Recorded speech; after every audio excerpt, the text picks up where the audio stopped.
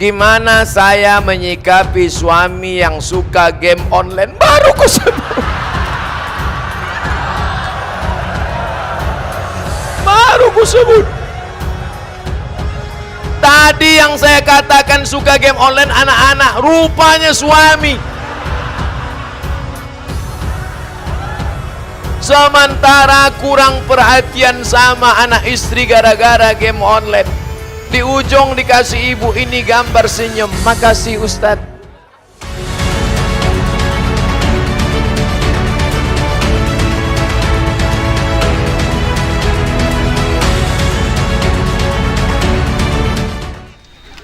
Syukron. Belum dijawab udah syukron. Syukron Ustadz Somad sudah berkenan datang di tanah Sukamara. Saya ibu dari Mendawai. Bagaimana hukum perempuan yang sudah pakai kerudung tapi pakaiannya masih celana panjang, rok potongan, kerudung masih terlihat dadanya, sudah termasuk syariatnya apa belum? Belum. Kerudung perempuan itu menutup dari kepala sampai ke ujung kaki. Kalau nggak bisa sampai ke ujung kaki, sampai ke pinggang. Nanti di bawah sambung lagi pakai kain panjang. Syaratnya mesti longgar, jangan sempit sampai menjerit paha minta tolong. Allah. Dia yang berjalan, kita yang takut. Takut pecah. Gimana nggak pecah? Celana untuk umur anak 8 tahun dipakai emaknya 58 tahun. Sampai sebesar batang kelapa. Itulah disampulkan. Dokter sudah melarang jangan pakai celana sempit, celana legging karena darah tidak mengalir. Tapi prinsip orang kita biar sakit asal gaya. Akhirnya mati gaya. Oleh sebab itu jangan lagi pakai celana sempit, jilbab panjang. Ini ada jilbab namanya jilbab sakratul maut. Dililitkan ke leher. Sampai melihat ke bawah pula bisa. Dan lagi, jilbab itu harus menutup dada, ketutup dada, sampai ke bawah. Yang kira-kira kalau diturunkan tangannya tenggelam ke dalam. Tangannya boleh kelihatan, nggak apa-apa. Yang udah pakai cadar, bagus. Jangan ejek orang pakai cadar. Istri Nabi pakai cadar, sahabat Nabi pakai cadar. Yang pakai jilbab, bagus. Yang pakai cadar, bagus. Jangan kelahi. Kalau yang pakai jilbab sama cadar kelahi nanti ketawa yang nggak pakai kain. Mudah-mudahan ibu-ibu yang selama ini pakai celana sempit berubah pakai rok panjang. Kecuali polwan. Polwan nggak apa-apa pakai celana. Gimana dia mau ngejar maling pakai rok? Itu kan karena tugas. Kita harus logik juga. Satpol PP perempuan razia kaki lima, pedagang-pedagang. Lari satu orang, dia pakai rok, sementara yang dan dibayangkan, nanti ketawa sendiri. Semoga Ustadz sehat selalu, amin. Saya mau tanyakan mengenai sholat Jumat. Ketika khotib naik ke atas mimbar, jemaah datang terlambat, langsung sholat sunat, sedangkan khotib sudah membacakan khutbah. Apakah itu sah atau tidak Pak Ustadz?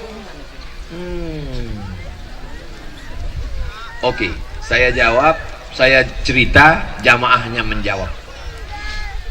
Dengar baik-baik. Saya paham, orang yang belum sarapan memang susah nangkap. Suatu ketika Nabi sedang khutbah.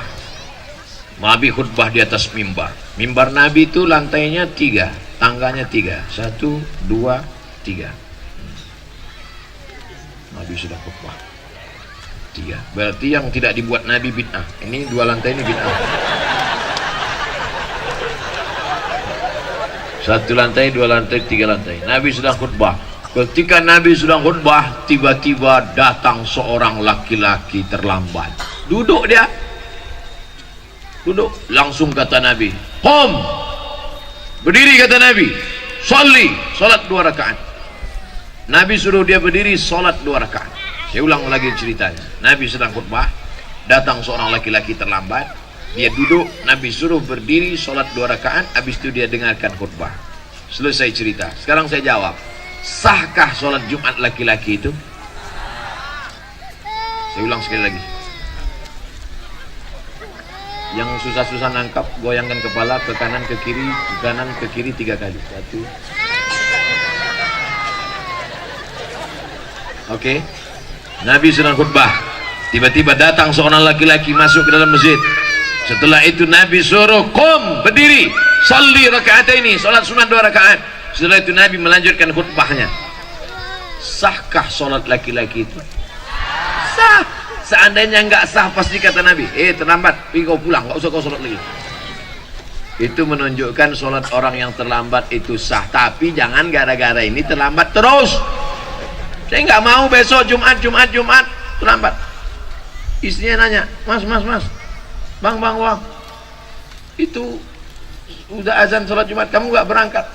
Suatu ketika masuk seorang laki-laki, Nabi sedang khutbah, dan ketika dia mau duduk Nabi suruh qum. Itu menunjukkan orang yang terlambat sholatnya tetap sah. Jangan salah gunakan dalil yang saya sampaikan. Kita naik ke atas tangga bid'ah. Ada 5 waktu. Siapa yang datang waktu pertama seperti berkurban seekor onta, datang waktu kedua hari Jumat seperti berkurban seekor sapi, datang waktu ketiga seperti berkurban seekor kambing, datang waktu ketiga seperti berkurban seekor ayam, datang waktu kelima seperti berkurban sebutir telur ayam. Setelah khotib naik mimbar, tutup buku. Sekarang banyak orang hari Jumat, jangankan telur ayam, telur puyuh pun tak dapat.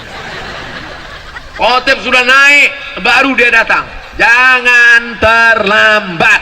Tapi kalau karena satu dan lain hal terlambat, sholat Jumatnya tetap sah. Jangan langsung duduk. Terlambat, jangan langsung duduk. Sholat sunat 2 rakaat dulu.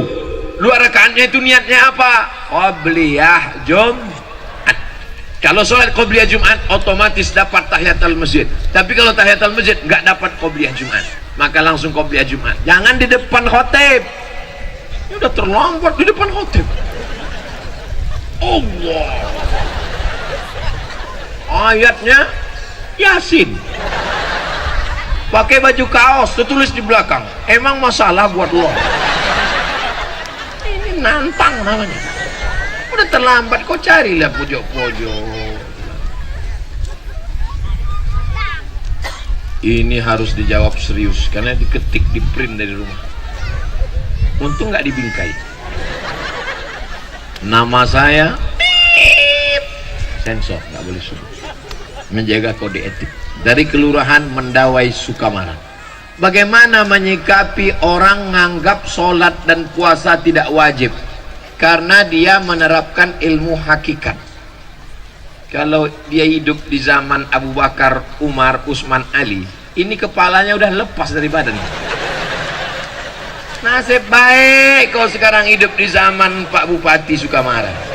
Kalau dulu kau hidup di zaman Abu Bakar, Umar, Utsman, karena sudah menganggap sampai ke hakikat lalu meninggalkan syariat. Apakah pernah Nabi Muhammad meninggalkan sholat agak sekali saja? Nabi sakit keras 5 hari menjelang meninggal. Nabi meninggal hari Senin, hari Rabu, Kamis, Jumat, Sabtu, Ahad, Senin. Hari Rabu Nabi sakit keras, diambil kirbah. Kirbah itu kulit kambing yang dijahit tempat air minum, disiramkan ke wajah Nabi 5 kirbah. Nabi tersadar dari pingsannya. Apa yang dibisikkan Nabi? Bawa aku sholat berjamaah. Nabi dijamin masuk surga. Hakikat, syariat, tarikat, makrifat menyatu dalam diri Nabi. Al-haqiqatu bila syariatin batilah. Orang yang ngaku hakikat meninggalkan syariat batil. Wasyariatu bila haqiqatin atilah. Orang yang hanya syariat meninggalkan hakikat sia-sia. Oleh sebab itu ciri ulama ahlus sunnah wal jamaah adalah dengan melaksanakan sejalan antara syariat dan hakikat. Ini majelis ulama mesti memanggil orang ini. Kalau dia guru, ini murid-muridnya berbahaya. Kalau satu orang nyasar nggak apa-apa. Ini supir truk nyasar, habis sama brondolnya ikut nyasar. Kalau ada yang mengajarkan begini, mesti dipanggil. Kenapa? Abu Bakar, Umar, Utsman, Ali, Talha, Zubair. Makanya kita Ahlus Sunnah wal Jamaah berpegang pada tiga: akidah Asy'ari, fikih Syafi'i, tasawufnya Sunni, bukan tasawuf falsafi. Tasawuf siapa?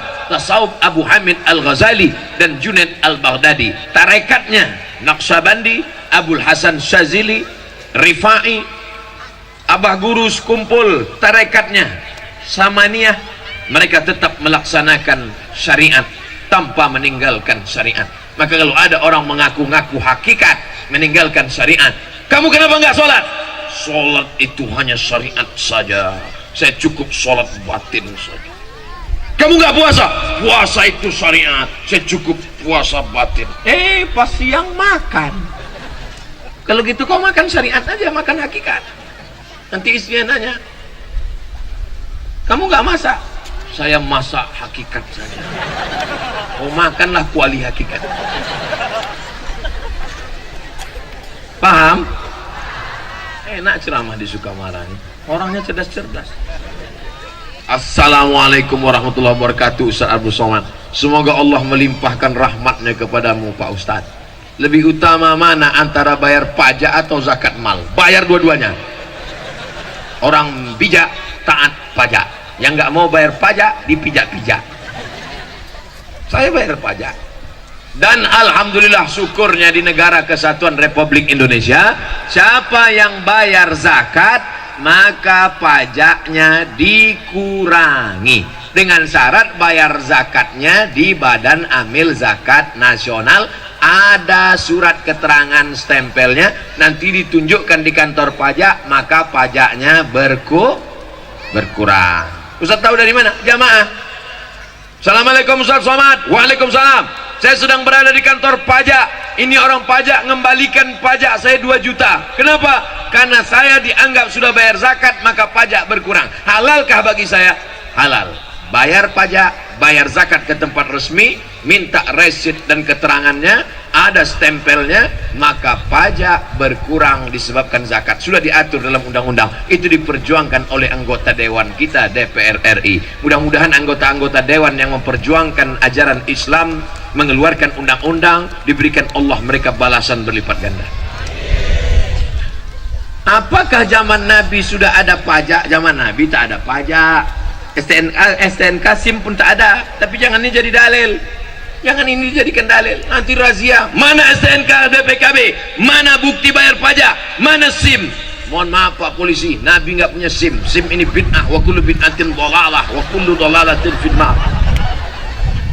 Kita kan tinggal di negara, lalu kemudian pengurus negara ini bermusyawarah di DPR mengeluarkan pendapatan negara dengan pajak. Maka kita bayar pajak, pajak kendaraan bermotor, pajak bumi dan bangunan. Tapi kalau kita bayar zakatnya resmi, pajak kita berkurang. Perhatikan baik-baik. Bayar zakat, jangan bayar zakat sendiri-sendiri. Bayar zakat ke Badan Amil Zakat Nasional Sukamara. Kertas terakhir. Alamat Gang Sedulur. Jawa ini. Sedulur sederek sedoyo. Gaji ASN apakah wajib zakat? Jangan cerita gaji, karena ada orang gajinya 2 juta, pendapatannya 20 juta. Kenapa begitu? Hitung total semua, gaji, SPPD, tunjangan, uang tunjang, uang sipak, uang sundul, uang tanduk, uang sikut, total semua. Gimana cara ngitungnya Pak Ustaz? 85 gram emas wajib mengeluarkan 2,5%. Ingat, 85, 85, 85, 85, 85, 85. Jangan pulang dari sini jadi 58. Berapa? 85. Ingat saja tahun 85. Kira-kira bapak sama ibu tahun apa yang paling berkesan? 85. Mama, kita ketemu kan tahun 85 kan? Ingat ya, 85 gram. 1 gram emas 500.000 kali 85 gram 42 juta. 42 juta 500 bagi 12 bulan. Saya paham orang yang belum sarapan susah nangkap hitung-hitung. Dengarkan aja ceramah saya ini. Yang susah nangkap sekarang nanti diputar videonya di channel Ustaz Abdul Somad Official. Subscribe, like, and share. 85 gram kali 500.000 sama dengan 42.500.000 selama 1 tahun. Siapa yang penghasilannya 85 gram kali 500.000 42.500.000 selama 1 tahun, dia sudah kena zakat 2,5%. 45 juta 42.500.000 itu kalau dibagi setiap bulan keluar bagaimana? 42.500.000 bagi 12 bulan sama dengan 3.600.000. Payang hitungnya kalau 3.600.000. Oke, kita bulatkan 4 juta. Mudah-mudahan semuanya yang gajinya kurang dari 4 juta penghasilannya lengkap sejak ceramah ini terhitung dari Januari 2020 4 juta ke atas. Amin. Mudah cara ngitungnya. Gimana cara ngitungnya? 1 juta 2,5%. 1 juta 25.000. 1 juta 25.000. 1 juta 25.000. 1 juta 25.000. Kalau bapak sebulan dapat 4 juta, berapakah zakatnya?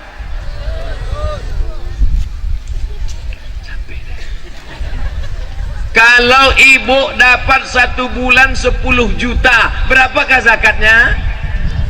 250.000. Udah cara ngitung. Mudah-mudahan bulan depan dapat 10 juta. Amin. Keluarkan 250.000. Langsung ke Badan Amil Zakat Nasional Kabupaten Sukamara. Pak Ustadz, saya keluarkan tiap bulan 100.000 atau setahun sekali? Tiap bulan. Kan sama aja. 1 bulan 100.000, 1 tahun 1.200.000. Kalau 100.000 setannya nggak nggoda. Tan, kita goda nih, nggak usah lah 100.000 katanya. Set. Setan ngajak kawannya, satu manggil Tan, satu manggil Set. Gimana nih, kita goda nggak nih? Nggak usah lah 100.000 kata dia. Kalau ini kan, oh ini 1.200.000. Oleh sebab itu maka setiap keluarkan. Ustaz Somad keluarkan zakat, saya keluarkan zakat setahun sekali setiap menjelang bulan Ramadan, biar mudah ngingatnya. Setiap mau Ramadan baru saya bagi. Berapa besar jumlah wajibnya Pak Ustaz? 2,5%. Bila masih ada tanggungan utang apa tetap wajib zakat? Tetap. Tapi katanya kalau utang nggak wajib zakat. Kata siapa? Yang tidak bayar zakat karena hutang itu adalah zakat perdagangan. Zakat dagang perniagaan cara ngitungnya 3 kurang 5. Ingat rumus 3 kurang 5. Modal yang diputar tambah untung tambah piutang kurang hutang kurang rugi. Saya ulang sekali lagi, modal yang diputar tambah untung tambah piutang kurang hutang kurang rugi. Itu cara rumus menghitung zakat perniagaan. Dikurang hutang yang terkait dengan dagang bisnisnya, bukan hutang mobil, hutang rumah, hutang panci, hutang termos masuk. Di rumahnya itu tak ada yang cash, satu-satunya yang lunas bininya itulah. Lain hutang semua. Bunyi klakson mobil, kredit. Jangan banyak-banyak utang. Hidup ini kalau diperturutkan terus mau. Jangan banyak-banyak utang. Orang kalau banyak utang itu detak jantungnya tak normal. Coba pegang jantung sebelah kiri. Nah, kalau yang nggak banyak utang normal ya. Tapi kalau banyak utang, mudah-mudahan kita dilepaskan dari utang. Keluarkan zakat, pendapatan, PNS, Pemda, BUMN, pegawai, guru, keluarkan setiap bulan 2,5%. Salurkan langsung ke Badan Amil Zakat Nasional Kabupaten Sukamara. Hubungi nomor berikut ini. Potong, masukkan Instagram, like and share. Terima kasih segala perhatian. Mohon maaf segala kesilapan. 7.30 kita berdoa di akhir majlis. Al-hazihin niyah al-fatihah. Pertanyaan, nama saya Jalan Pangeran Sukamara, Sukarma. Oh, ada lagi Sukarma. Bukan salah ketik. Kelurahan Padang, Kecamatan Sukamara, Kabupaten Sukamara.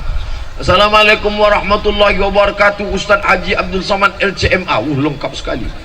Apakah ASN? Mau nyinggung saya nih, ASN. Apakah ASN yang menggadaikan SK di bank termasuk riba? Riba. Ibu bapak yang menggadaikan SK ASN, yang menggadaikan surat tanah, yang menggadaikan BPKB, yang lebih parah lagi menggadaikan surat nikah. Kalau ada yang bisa dijual untuk membom itu, jual ini, ambil duitnya, dibom ke bank supaya lunas, bom, bagus. Mohon maaf Pak Ustadz, kalau saya jual ini, saya bom ini, meledak semuanya. Oke, kalau gitu kau lunasi aja sampai lunas. Ya Allah, tolong saudara kami supaya hutangnya lunas, jangan terjebak riba. Adapun yang punya niat mau ngutang-ngutang, jangan lagi ngutang. Ustadz Somad ini sombong sekali. Memangnya Ustadz nggak pernah menggadaikan SK Pak Ustadz? Nggak pernah. BPKB Pak Ustadz? Nggak pernah. Jadi Ustadz minjam uang kemana?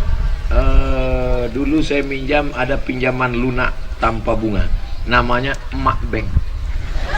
Emak saya, mak, aku mau beli mobil, pinjaman lunak tanpa bunga. Dibukanya lah gelangnya, gelang sama cincin. Kau dari kecil menyusahkan sampai tua. Emang mak saya itu luar biasa. Saya mau ke Mesir, dijualnya gelang. Saya mau ke Maroko, dijualnya gelang. Saya mau beli mobil, dijualnya gelang. Sampai akhirnya mati dia. Meninggal mak saya.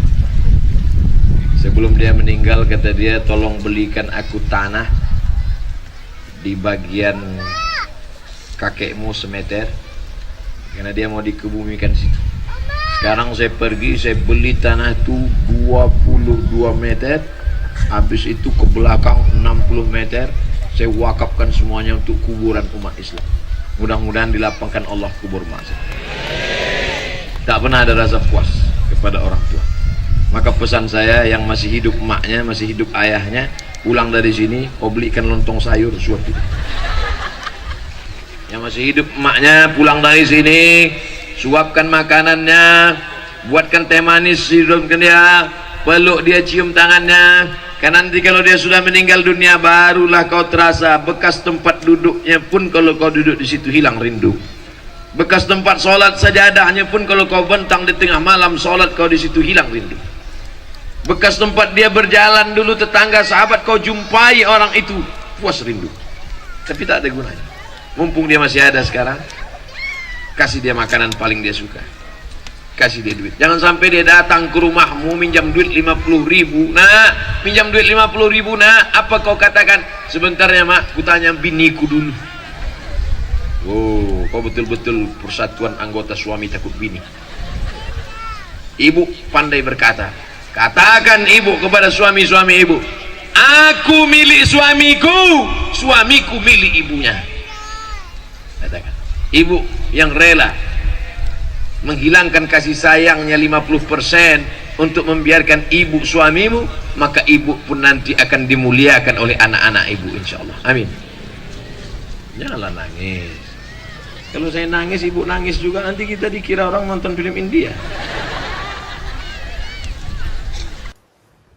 Bagaimana caranya mengganti sholat yang sudah lama bertahun-tahun lewat?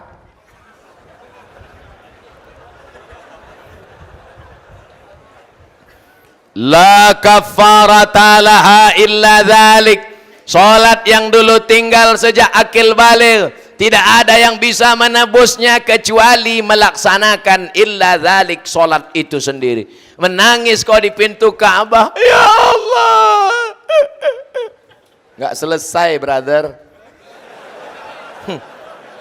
Enak aja, selesai sholat ambil tasbih, nggak selesai. Sholat yang lama dulu, sepakat 4 mazhab. Mazhab paling tua Imam Abu Hanifah Hanafi, nomor 2 Malik bin Anas Maliki, nomor 3 Muhammad bin Idris Syafi'i, nomor 4 Ahmad bin Hambal Hambali. Sepakat 4 mazhab Ahlussunnah wal Jamaah, salat yang tinggal dulu wajib diqadha. Qadha bukan qobo. Habis salat Isya qadha, usolli fardal Isya 4 raka'atin qadhaan. Habis subuh qadha, tapi qadhanya jangan di masjid, nanti ketahuan. Mana ada ba'diyah subuh? Besok dibuat langsung. Usolli fardhu subhi raka'ataini qadhaan. Langsung teman di sebelah ISIS. Qadhanya di rumah. Berapa lama? Berapa lama kau tinggalkan sholat? Dulu kau akil balik umur berapa? Umur 10. Oh, kok cepat sekali. Umur 10 tahun akil balik. Ya. Habis itu nyasar, tobat. Umur berapa tobat? Umur 30. Qadha 20. Start 2020, habis 2040.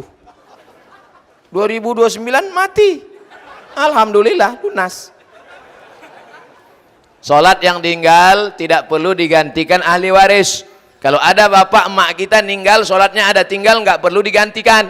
Tapi kalau puasanya tinggal wajib. Lihat Bulughul Maram min Adillatil Ahkam, ditulis oleh Al-Hafiz Ibnu Hajar Al-Asqalani, disyarah oleh Imam Sun'ani dalam Subulus Salam, syarah Bulughul Maram. Man mata, siapa yang mati, wa alaihi siyamun, punya utang puasa, sama anhu waliyuhu, ahli warisnya wajib menggantikan puasanya.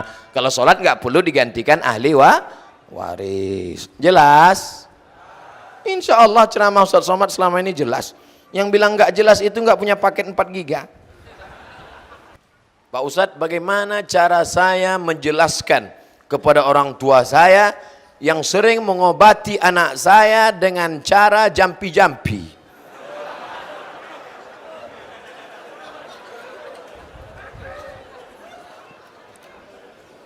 Jangan mentang-mentang sudah ngaji, kata Ustadz nggak boleh pakai jampi-jampi, lalu pulang dari sini panggil ayah, panggil emak. Ayah sini, mama sini.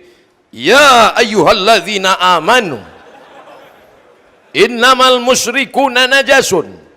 Jangan, la tusyriku billah, la in asyrakta la yahbatanna amaluka. Jangan ceramahi orang tuamu, sampaikan dengan cara yang santun. Ayah, mama, mau nggak dengar ceramah Habib Umar bin Hafiz? Ada terjemah Indonesianya. Kata dia, jangan buat syirik, nanti amal kita hilang. Ini ada ceramah lembut dari Ustadz Adi Hidayat. Ini ada ceramah lembut dari Habib Syekh. Ini ada ceramah lembut dari Habib Novel. Ini ada ceramah lembut dari, dengarkan dengan dia. Dan jangan lupa, doa silahul mu'min, doa senjatanya orang malam. Doakan, ya Allah, selamatkan orang tuaku ini dari syirik, ya Allah, karena dia sudah meminta-minta dengan jampi-jampinya kepada jin, hantu, setan, jembalang tanah, susar ngesot, ini belorong, sundel bolong. Ustaz hafal juga ya. Mudah-mudahan kita, orang tua kita, anak kita, masyarakat kita diselamatkan dari syirik. La ilaha illallah. Berani masuk Islam, berani mengatakan tidak, say no to drug, say no to syirik. La ilaha, la ma'buda bihaqqin illallah. Tidak ada yang disembah kecuali Allah. Idza sa'alta fas'alillah wa idza sta'anta fasta'in billah. Iyyaka na'budu wa iyyaka nasta'in. Jangan iyyaka na'budu wa jampi-jampi nasta'in. Ustadz nih ngejek kami ya. Enggak, jampi-jampi ini bukan cuman ada di, saya buka jampi-jampi saya ya. Kalian pikir saya nggak punya jampi-jampi? Ini jampi-jampi untuk anak gadis. Catat.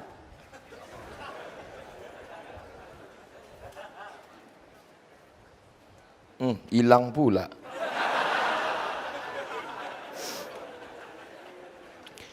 Tikaku, tika bigau, tika si anu, tika besiang. Tika itu tikar. Tikarku, tikar dari bigau, tikar si anu, tikar dari besiang. Besiang itu seperti daun pandan yang besar tumbuh di tepi sungai. Tikaku, tika menghimbau, tikarku ini bisa memanggil. Hai si anu, datanglah. Tikarku, tika menghimbau, tika si anu, tika bemiang. Kalau sudah kupanggil, maka tikar dia nanti menjadi gatal. Dia tidur itu enggak lelap, hari terkenang-kenang, terbayang-bayang. Tiba-tiba dibuka jendela, di langit nampak bayangan dia.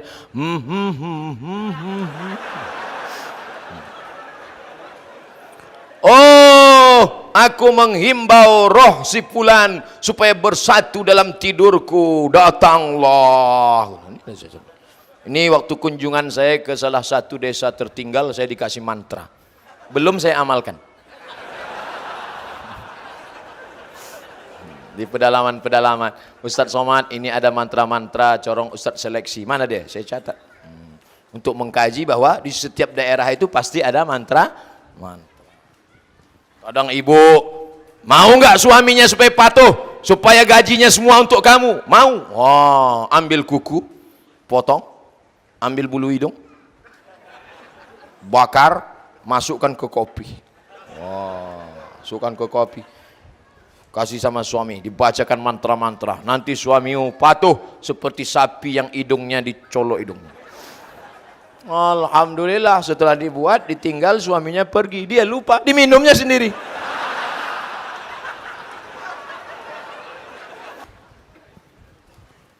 Saya mau tanya pendapat Ustadz tentang jamaah tablik. Pakai Q, tablik. Sidik, amanah, tabligh. Tabligh artinya menyampaikan.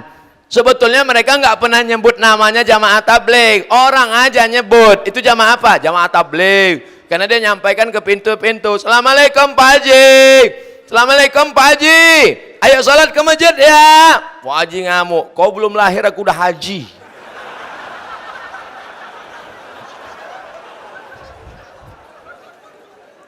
Abdul Somad datang kemari, disambut bupati, disediakan speedboat, dijemput di airport, ada tim yang mengawal. Jamaah tabligh datang sendiri, tidak ada yang nyambut, datang tak dijemput, pulang tak diantar.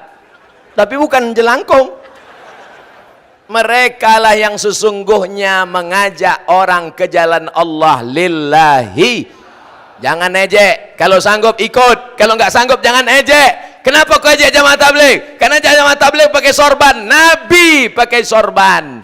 Nabi pakai sorban. Jamaah tabligh pakai jenggot. Nabi pakai jenggot. Jamaah tabligh pakai jubah. Nabi pakai jubah. Jangan ejek sunnah Rasulullah sallallahu alaihi wasallam. Ini banyak yang ejek. Apa itu? Jamaah kompor. Karena mereka ada pergi bawa kompor. Apa itu? Jamaah KUPJ. Kelompok Ustadz Panjang Janggut. Yang berjenggot dengan yang nggak berjenggot jangan saling mengejek. Aku ngeliat ente jika jenggot nih kayak kambing. Aku kambing, kau anjing gitu. Hancur nih Abu Selatan. Kalau anjing sama kambing kelahi, yang ketawa babi.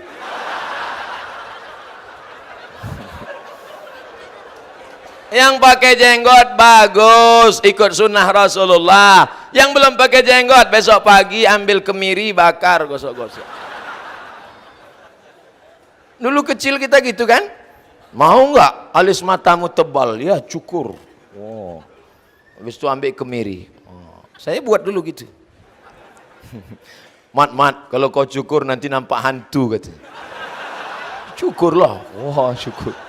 Mana hantunya? Mana? Kasihnya cermin. Coba tengok itu. Nah, itu hantu.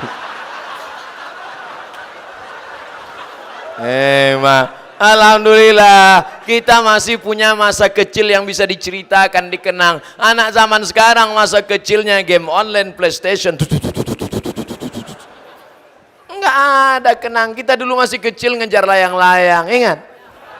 Ambil kaca, digiling pakai batu, masukkan ke kaleng susu, campur sama limka. Oh, jemur. Habis itu laga. Oh, laga berdarah-darah, bukan tangan berdarah, kain berdarah. Baru sunat pagi, sore udah ngejar layang-layang.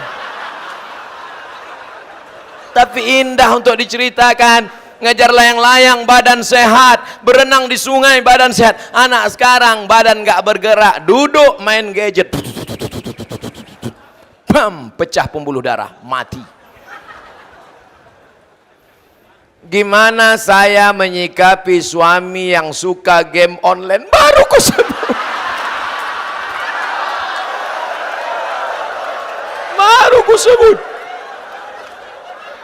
Tadi yang saya katakan suka game online anak-anak, rupanya suami. Sementara kurang perhatian sama anak istri gara-gara game online. Di ujung dikasih ibu ini gambar senyum. Makasih Ustadz. Ya ayyuhalladzina amanu, hai para suami, qu anfusakum, jaga dirimu, wa ahlikum, game onlinemu, nara, jangan sampai kau masuk neraka. Jadilah laki-laki yang perkasa, mendidik, mengajar, jangan sampai habis waktu karena game on. Hayya 'alas salah,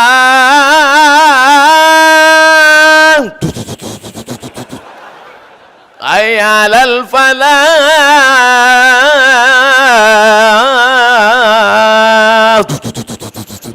qad qamatis salatu, qad qamatis salah, ghairil maghdubi 'alaihim waladdallin. Amin, kata orang di masjid. Dia sakratul maut.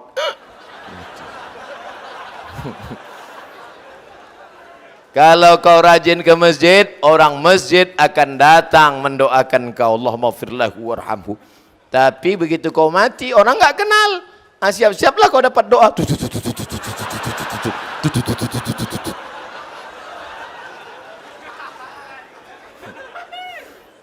Semoga selalu dirahmati Allah. Amin. Diberikan kemudahan segala urusan. Amin. Diberikan kesehatan. Amin. Ini mau nanya apa baca doa? Saking sayangnya jamaah kepada saya, Masya Allah. Pertama saking sayang, kedua saking khawatirnya. Saya sekarang sedang ada masalah dengan ibu saya. Mohon petunjuk agar saya bisa balik rukun sama ibu saya. Pulang dari sini, kau cari makanan kesukaan dia. Dia suka apa? Kalau suka sate, jangan kau beli sop. Pertama, kau beli makanan kesukaannya. Setelah kau beli makanan, untung syukur-syukur masih ada toko pakaian yang buka. Kau cari pakaian yang paling dia suka, kain baru paling wangi. Sajadah, belikan sajadah. Belikan Quran yang besar supaya dia bisa baca Quran. Habis itu kau datang ke rumahnya, jangan sekarang dia masih tidur. Ibu-ibu, mak-mak cepat tidur. Besok pagi sebelum dia sarapan, makanannya kenapa dibeli sekarang? Makanannya beli besok pagi. Besok pagi. Makanannya kau beli besok pagi, barang-barangnya sekarang. Besok pagi kau datang, kau bersimpuh, kau cium kakinya, lututnya. Mak, mau kau bunuh, aku bunuhlah mak. Mau kau caci maki aku mak, mau kau bilang aku anak anjing, nggak apa-apa mak. Karena berarti kalau aku anak anjing, kau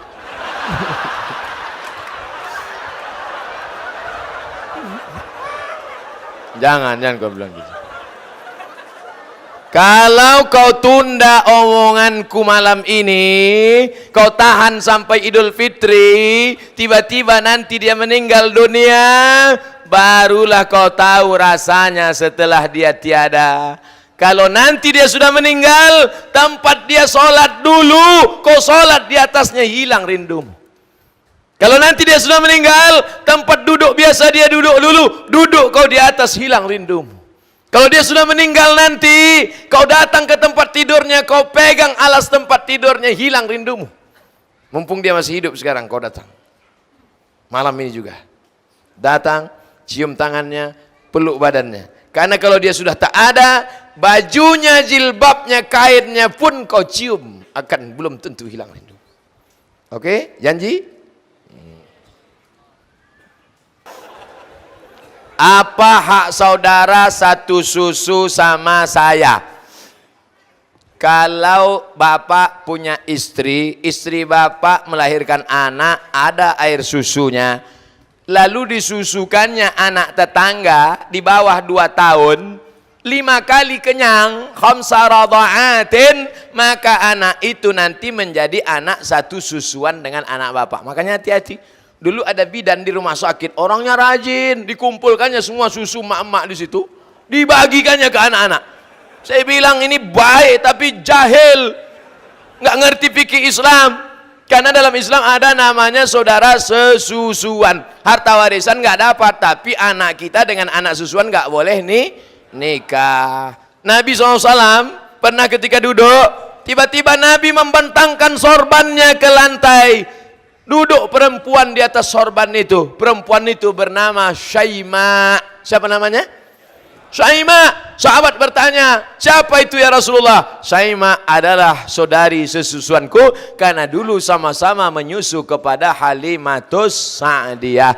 Ibu susu yang pertama ibu kandung Aminah, yang kedua Suwaibah, yang ketiga Halimatus Sa'diyah. Ibu susu sekarang Al-Baqarah, sapi betina. Batalkah jika kami wudhu bersentuhan dengan dia? Ini hanya terkait dengan nasab nikah. Mahramkah dia Pak Ustadz? Ya, bapak misalnya bapak punya istri hamil, lalu kemudian punya anak, ada air susunya, lalu kemudian bapak mengangkat satu anak angkat perempuan, maka ke anak laki-laki yang sebelumnya tidak ada hubungan mahram, setelah itu maka menjadi mahram. Hadis yang mengatakan la yakhluwanna rajulun ma'amra'atin illa ma'azi mahramin, tidak boleh berdua-duaan kecuali dengan mahram, maka dengan susuan itu menjadi mahram. Warisan tak dapat. Sampaikan doa ibu saya untuk dia Pak Ustadz, masalah meninggal dunia, jangan khawatir yang nggak punya anak, doa tetap doa sampai. Saya tadi ziarah ke makam Sayyid Ahmad Al-Maghribi, saya doakan Allahumma firlahu warhamhu wa'afihi wa'fu anhu. Sampai nggak doa saya? Sampai. Saya nggak ada hubungan dengan beliau. Beliau Sayyid itu Arab, saya Arab cemas. Doa sampai. Makanya kalau lewat makam kita bacakan doa, assalamualaikum ya ala diyar minal mu'minin wa inna insyaallah bikum lahiqun yarhamullahul mustaqimina wal mustakhirin nas'alullah lana wa lakumul afiyah. Oh panjang Pak Ustadz ya. Anda edisi pendek nggak Pak Ustadz? Ada. Assalamualaikum ya alal kubur. Itu paling pendek. Bagus nanti dibuatkan baleho besar. Assalamualaikum ya ala diyar minal mu'minin wa inna insyaallah bikum lahiqun yarhamullahul mustaqimina wal mustakhirin nas'alullah lana wa lakumul afiyah. Doa ziarah kubur. Coblos nomor. Bagus, bermanfaat sekalian untuk dakwah di kubur-kubur. Bagus apa enggak bagus? Bagus. Untuk apa doa untuk orang kubur kalau doanya enggak sampai? Betul? Maka doa tetap tapi katanya ada hadis mengatakan iza mata ibnu Adam, kalau anak Adam mati maka amalnya putus. Ini anak Adam namanya Abdul Somad. Kalau Abdul Somad mati, amal Abdul Somad putus. Yang putus itu amal Abdul Somad atau amal orang Tanjung Selor? Saya ulang sekali lagi. Kalau Abdul Somad mati, amalnya putus. Yang putus itu amal Abdul Somad atau amal orang Tanjung Selor untuk Abdul Somad? Amal Abdul Somad yang putus. Abdul Somad setelah mati nggak bisa ceramah. Kalau dia ceramah, jamaah lari. Tapi amal orang Tanjung Selor sampai nggak untuk Abdul Somad? Sampai. Datang orang Tanjung Selor ngirim Fatihah untuk almarhum Abdul Somad dari Tanjung Selor ke Riau, Al-Fatihah. Sampai apa nggak sampai? Selesai. Ada yang bilang nggak sampai. Mana nama lengkapnya? Biar saya nanti kalau mati saya kirim. Kalau nggak sampai cepat-cepat kasih kabar. Saya seumur-umur ceramah baru ini dapat tulisan di tisu.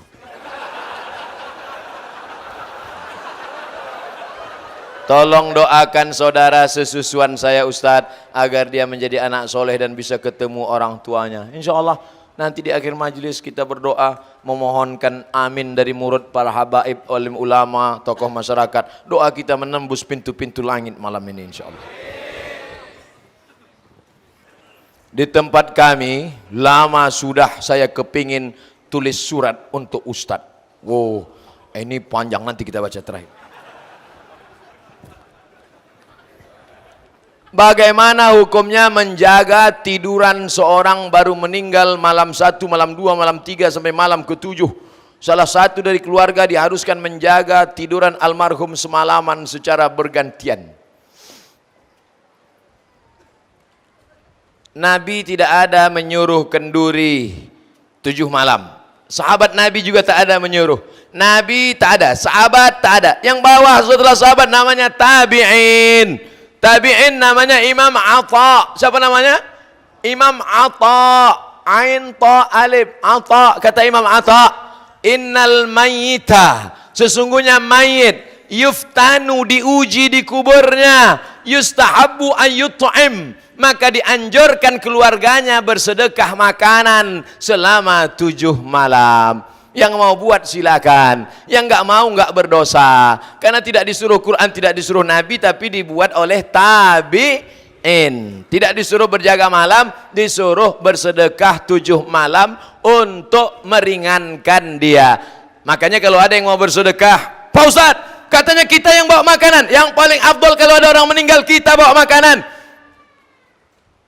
Buatkan makanan li Ali Ja'far li'annahu yushghiluhu. Buatkan makanan keluarga Ja'far, karena Ja'far sudah meninggal, keluarganya sibuk, nggak sempat masak. Yang paling bagus kita buat. Tapi kalau ada anaknya kaya, dia beli nasi kotak, maka anaknya kaya itu kasih kata sambutan. Saudara-saudara sekalian, ini sebenarnya adalah sedekah saya. Apa kalian tak tahu bahwa saya ini kaya? Yang nggak mau makan di sini silakan bawa pulang, bungkus saja. Nah, karena banyak juga yang mengatakan nggak boleh dimakan. Kalau dibungkus, nggak apa-apa. Tapi yang aslinya kita bawa makanan. Itu yang saya tahu, bukan disuruh berjaga malam, tapi bersedekah makanan selama 7 malam. Dari Imam Atha, dari kalangan tabi'in. Bagaimana pendapat Ustadz tentang majelis taklim setiap malam Jumat baca Yasin? Sampai ada yang hafal, tapi tak sedikit dari anggotanya yang tak melaksanakan sholat 5 waktu. Mohon pencerahannya Pak Ustadz. Man qara'a Yasin fi lailatin, siapa yang baca Yasin pada suatu malam, asbaha maghfuran lah, besok subuh dosanya sudah diampuni Allah. Hadis ini isnaduhu jayyid, sanadnya jayyid. Kata Imam Al-Hafiz Abul Fida Ismail Ibnu Katsir dalam tafsir Al-Qur'anil Azim, membaca Yasin setiap malam. Tiap malam, malam Senin, malam Selasa, malam Rabu, malam Kamis. Enggak sanggup tiap malam, malam Jumat. Enggak sanggup malam Jumat, mati ya. Yasin wal Qur'anil Hakim, innaka laminal mursalin. Bagus. Tujuan membaca Yasin itu apa? Karena dalam Yasin dikatakan innama amruhu iza arada syai'an ayakula lahu kun. Mati. Kalau sudah mati nanti gimana? Al-yawma nakhtimu ala afwahihim wa tukallimuna aydihim wa tashhadu arjuluhum bima kanu yaksibun.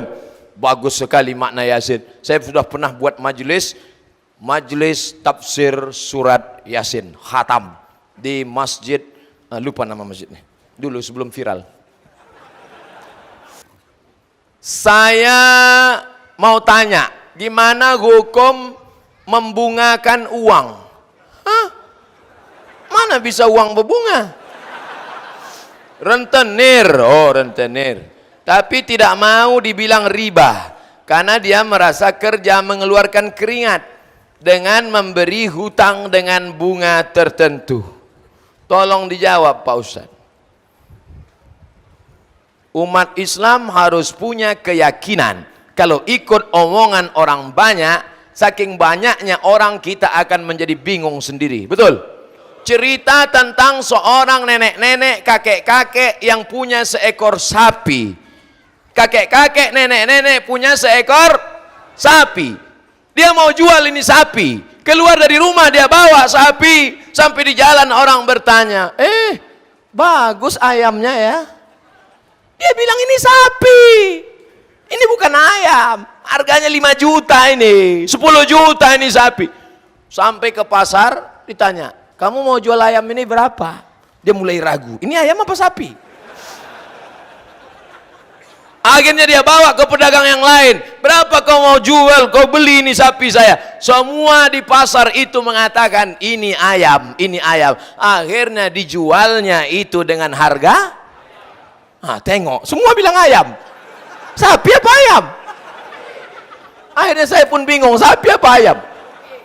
Sekali riba tetap satu. Dunia ini mengatakan dia tidak riba, tapi kalau riba kata Allah, riba kata Rasulullah, riba kata Quran, riba kata sunnah, maka dia